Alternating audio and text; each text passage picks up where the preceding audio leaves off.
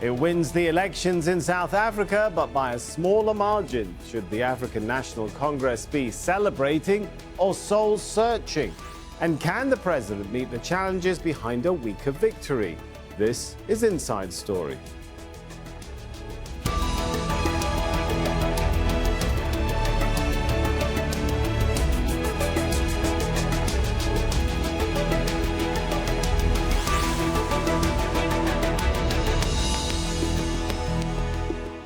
Hello and welcome to the show. I'm Sami Zeidan. South Africans have just handed the African National Congress its 6th mandate in power. But voters also gave the party a reduced majority in parliament.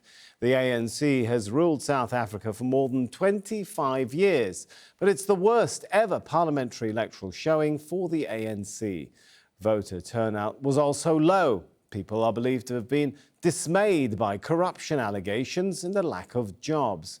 ANC leader President Cyril Ramaphosa had promised to clean up South Africa and boost the economy. His party is being criticised for failing to deliver on many of the promises. But Ramaphosa says the election results show there's still faith in the ANC. Famida Miller has this report from the capital, Pretoria. The Electoral Commission of South Africa wishes now to declare the elections to be free and fair. Thank you. A victory for the African National Congress comes as little surprise to many. But with 57.5% of the vote, it's a reality check for the party that's been in power since the end of apartheid in 1994. 15 years ago, almost 70% of South Africans supported the ANC. Our people have spoken, and they have done so clearly and emphatically. They have voted for a more equal society, free from poverty, hunger, and want. They have voted for a country that they would like to see at peace with itself, with its continent, and with the world at large. The party always knew this would be a tough election. In the past year, ANC President Jacob Zuma resigned while fighting various corruption allegations and was replaced by Cyril Ramaphosa. The win is important for Ramaphosa, who's leading a divided party. The ANC is criticised for its slow delivery of basic services and the poorly performing economy. For many South Africans, their view of Nelson Mandela's Rainbow Party of Liberation has dulled. In 2016, the ANC got a wake-up call, when for the first time since the advent of democracy, we received 53% in local government elections. We had to urgently respond and arrest the downward slide, as it became crystal clear that there was a discontent with the people. The ANC views this return to office as a second chance and says the confidence of voters is returning. But at 66%, this election had the lowest voter turnout in South Africa's democratic history. The number of voters has steadily fallen over the last 3 elections. Observers say growing apathy and disillusionment with politics may be to blame. The ANC has relied on loyal supporters to remain in power, and enough of them have given the ANC a second mandate. The main opposition party, the Democratic Alliance, saw a decline in support too. Only the far-left economic freedom fighters, with a 6% showing in local elections, rose to 10% in the general election. While ANC members may be breathing a sigh of relief, leaders know they have to do more to retain their position as the ruling party. Famida Miller, Al Jazeera, Pretoria, South Africa.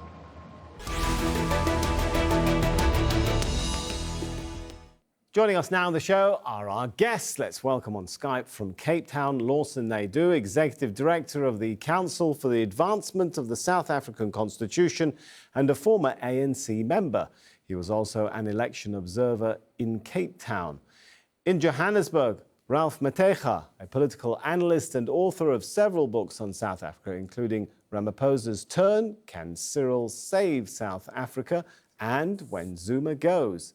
And also in Cape Town, we have Bonganis, ANC member and former National Security Advisor to the Police Minister in South Africa. He joins us on the line. Welcome to you all. Let's start with Lawson, if we can. How happy do you think the ANC should be today?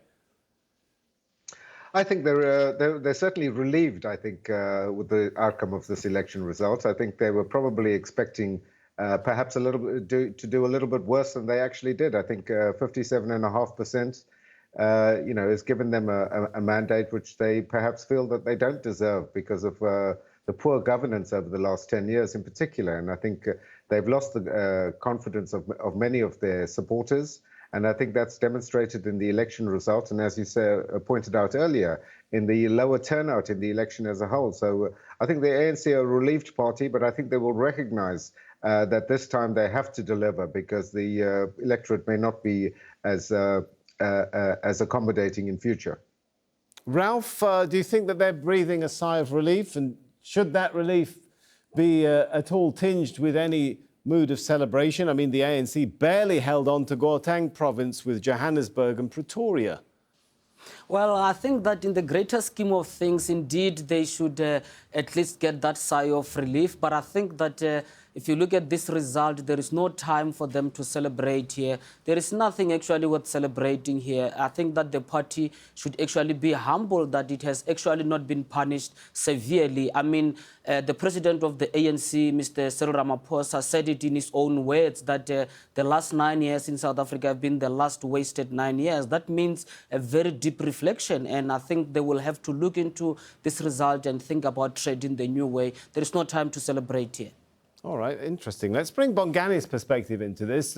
What sort of message do you think the ANC is receiving from the populace? Well, as you know, the elections that we had were national and provincial, meaning regional and national elections at the same time. Indeed, the results in Gauteng were worrisome, and I would say they, however, we're not far off from the mark in terms of the research that we had done working inside the ANC during the elections.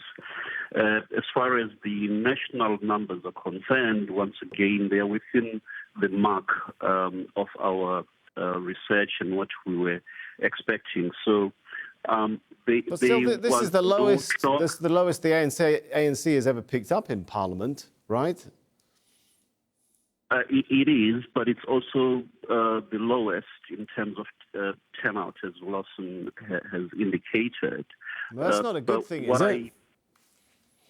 Well, the turnout for elections, I understand that people generally, both here locally and the global community, will want to put that at the feet of the ANC as the governing party, that it ought to be the one that carries the banner on how many people turn out to vote. I don't agree with that. It's a societal thing. It's the entire nation's issue. It also says something about the opposition itself. It says something about general conditions of our people. It also follows the trends globally, where you see that countries that are close to medium income tend to have problems with turnout. We also are getting a very youthful population, people who do not really have attachment to the past as such. To them, South Africa is just South Africa. There isn't that sense of the past and the obligation to this project that you are in, the democratic project. Right.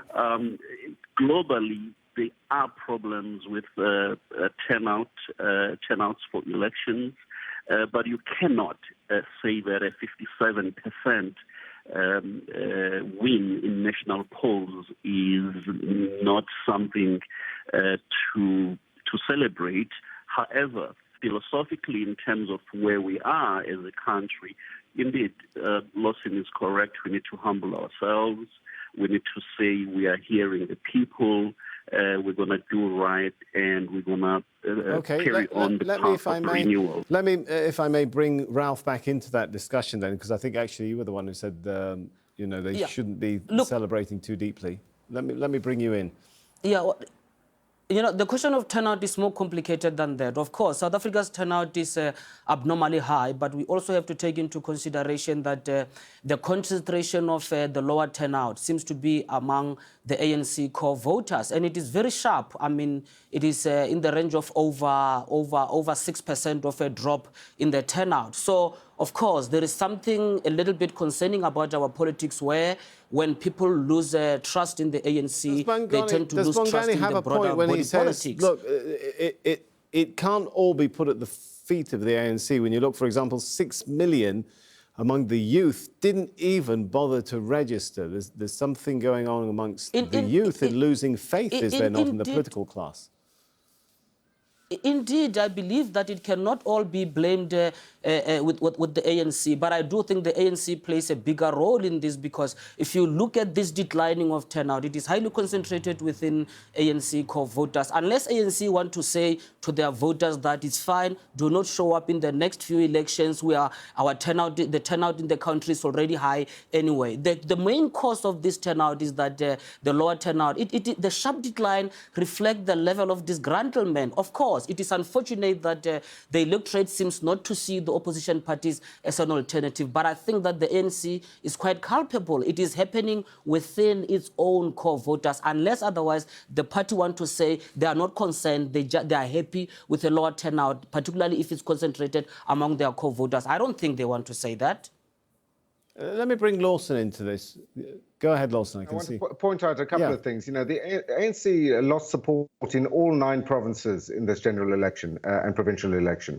They lost support in every one of those provinces, and I think that should be a serious cause for concern for the African National Congress. In relation to turnout, I think we must also bear in mind that only 75% of eligible voters are actually registered. There are 9 million South Africans who are not registered. And as you pointed out, 6 million of those are young people aged between 18 and 29. And I think all political parties have to take some responsibility for not addressing the concerns of young people. We have a youth unemployment rate of in excess of 50%. And it seems that none of the political parties are able to get their message across to young people to show them that they have some policies in place to address the plight of the next generation of South Africans. And if we don't fix this problem soon, our democracy is going to be weak at this result. Let me put the question to you this way, Lawson, from perhaps Bonganis' perspective. The ANC did still win at the end, you know, despite all of the dissatisfaction about some of the issues with the ANC. Well, more people are voting for them than anyone else. Why? Why is the opposition in such a disarray? Well, I think you know that's one of the big questions here is that the official opposition, the Democratic Alliance, dropped votes in this election. They were down about 2 percentage points on their previous performance, and they will be very dismayed at the outcome of this. They've had an incredible opportunity with the ANC also in some level of disarray and distrust from the electorate. The DA were not able to take advantage of that. You know, some of the other smaller parties did better. The EFF, grew quite significantly. You know, they're still only at 10%, but you know, from a low base of 6%, you know, just to break those acronyms down for our international audience, the Economic Freedom Fighters is the EFF, and the DA you referred to, the Democratic Alliance, which was expected to, you know, perhaps do better than it did. Yeah, and they certainly, you know, those 2 opposition parties in particular targeted the Gauteng province, where they thought they had a chance of bringing the ANC down below 50% and forcing a coalition government there. That didn't materialize. And yet they didn't. Why?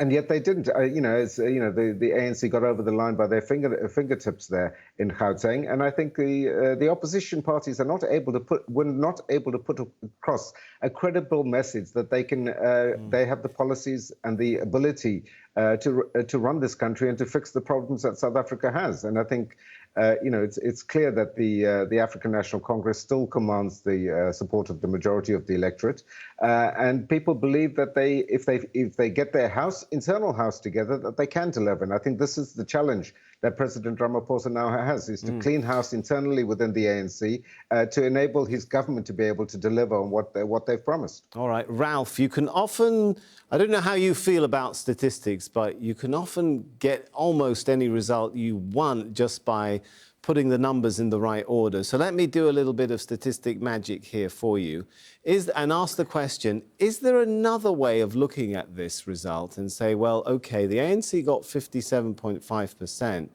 But if you compare that, which is admittedly the national, the parliamentary elections, if you compare it to the local election result of 54%, well, you could make the argument that the support for the ANC has gone up in the last few years.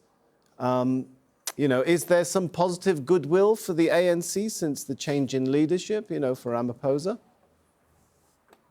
Oh, well, there is no doubt about that. And I think that even those that are considered Ramaphosa's detractors within the ANC, they know well that he carried the party into these elections. Of course, the tradition of the ANC is that within the ANC, there is no I, there is a we. It is the collective that is responsible for this result. But we know that the Ramaphosa factor played a big role into this. But again, I'm glad you pointed the local government election. I will turn the picture around, because if you look at the local government election, 2016 local government election, where the ANC is sitting at that 54%, it also has to do with the dynamism of local government election, where you have independent candidates being allowed. You have almost like a constituency system that is much stronger than what you see at our general question. Actually, if I were to take the electoral model, if I were to reform the electoral system, if one were to come up with a constituency system or the same system we use at local government where people elect councillors directly, if one were to use it at national government level, maybe we would also be talking a different story altogether. Maybe the ANC is also, to some extent, even if the opposition is doing badly, we acknowledge that, but the electoral system as well, it is also helping the ANC as well. I mean, I will believe that if it was as rigorous, the electoral system, as dynamic as what we have at local government level, we will be talking a different story. Maybe the ANC would have performed slightly lower. Be that as it may, one cannot underestimate the role that has been played by Ramaphosa in carrying the party. The first time we have seen would this have done before. even worse. Bongani, let me bring you in on that and ask the question. With the picture looking as it is, and with some of the supporters of Ramaphosa saying, hey, we're going to get a 60% at least support, and that's going to give Ramaphosa the mandate to continue the fight against corruption. I mean, what happens now? Can he continue the fight to clean up South Africa? Even if this win was 51%, which is generally found across established democracies, and it will be accepted as a fair win. Well, I don't think anyone's questioning it as a fair win, sir, but I think what people are looking at is the trajectory that the ANC has been on for how many years is one that has been heading south. Absolutely. Let me finish my point. My point was, even if it were 51%, the mandate to renew fight corruption will remain as strong as ever. In fact, I will argue that had it been lower than 57%, his mandate, moral compass, will even have been much stronger, because people will then all say we are facing a potential loss of power here. Okay, interesting. At the same time, I want to say that since 1994, all our presidents or presidential candidates, although we don't announce one, but it's open for everyone to see, it's it's right there in your face. All of them have talked about anti-corruption. I think for the first time in the last, since Mandela, we are seeing someone who really has the ability to deeply and systematically deal with the issue of corruption. We are also seeing someone who has the capacity What to about understand, internal divisions, how- though, Mr. Bongani? Do you think they're going to intensify because he's coming at less than 60%? No, the psychological 60% is a phenomenon that the ANC internally long ago got rid of.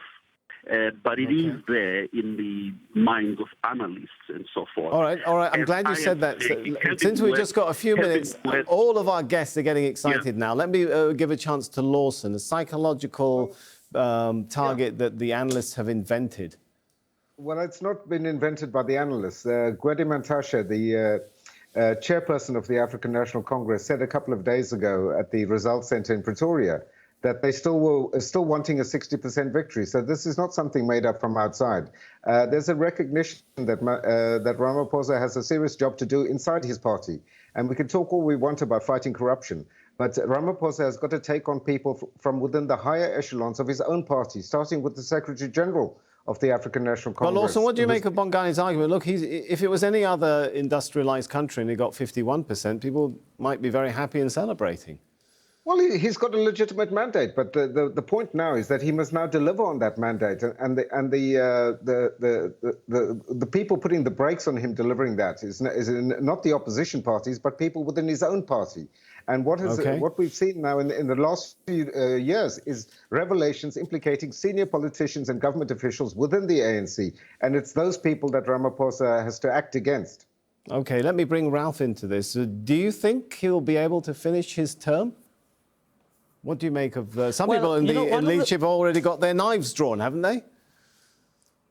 The difficulty is confronted with it is the ANC. One of the reasons why people keep on insisting on Ramaphosa having to fight against corruption, Ramaphosa having to be the person to do that, it's simply because the ANC as a political party seems not to be interested. For the first time here in South Africa, there is the so-called agenda of Mr. Ramaphosa as the president of the ANC and maybe that of the ANC that I don't understand. We have never had a situation where we have to distinguish the president of the ANC from the ANC itself. The reason why we are doing this now, it's simply because the ANC is on a wrong path. Within the ANC, there seems not to be consensus that anti-corruption need to be pursued to that extent. It appears that this has become Ramaphosa's ticket. Of course, when he contested to be the president, to be elected as the president of the ANC, he's the one, Mr. President, who crafted the integrity ticket. And some voted for it within the ANC, some did not support him. And the biggest job now for him is actually to realign the ANC away from the factions. We need to be clear about something. There isn't a consensus within the ANC on some of these things that we are talking about here. Some are identified as Ramaphosa's agenda, while the party appears to be silent on some of the things. It can be very, very confusing scenario, I would imagine. All right, I think we've just got a minute left, so let me give it to Bongani. Let me give you the last thought. And on this point, can he rally the factions, overcome corruption, unify the country, and revive the economy?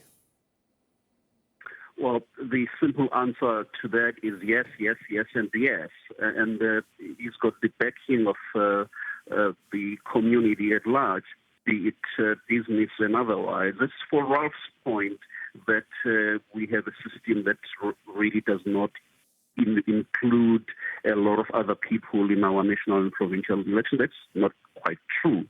The ANC this time was being fought by 47 parties and people who created parties as individual ticket people. And these parties were being run by notable individuals, be it, people who are taking chances or otherwise. It's possible to do it. We had 47 parties that competed in a free and fair elections, and the ANC won a beautiful election. And it was within what we were targeting. Right. In fact, we were looking at between 56% and 60%. So Gwede Mantashe was correct to talk at higher numbers. I'm afraid we are out of time. Let's thank our guests very much, Lawson Naidu, Ralph Mateja and Bongani Mbindwani. And thank you for watching. You can see the show again anytime by heading over to our website, aljazeera.com. For further discussion, head over to our Facebook page. That's facebook.com/AJ Inside Story. You can also join the conversation on Twitter. Our handle there is @AJ Inside Story. From me, Sami Zeidan, and the whole team here, for now, it's goodbye.